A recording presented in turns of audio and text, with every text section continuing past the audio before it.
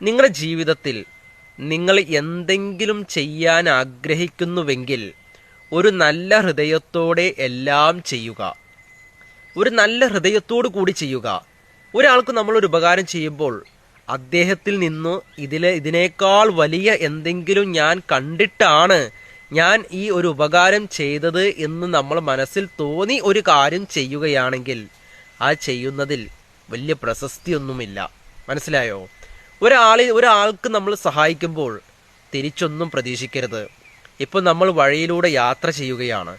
നമ്മൾ നമ്മുടെ വാഹനം കൊണ്ട് യാത്ര ചെയ്യുന്ന സമയത്ത് വഴിയിൽ ഒരു വ്യക്തി അല്ലേ, ഒരു സുഹൃത്ത് വണ്ടി അല്ലെ അദ്ദേഹത്തിന്റെ വാഹനത്തിൽ പെട്രോൾ അല്ലെങ്കിൽ ഡീസൽ കഴിഞ്ഞ് റോഡിന്റെ സൈഡിൽ നിൽക്കുകയാണ്.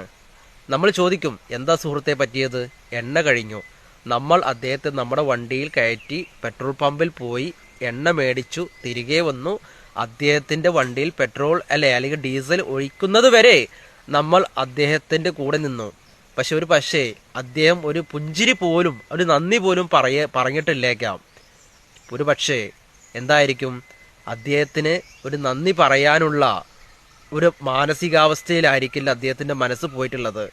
പക്ഷേ നമ്മൾ സഹായിച്ചു, ആ ഒരു സന്തോഷം നമ്മളിൽ കണ്ടാൽ മതി.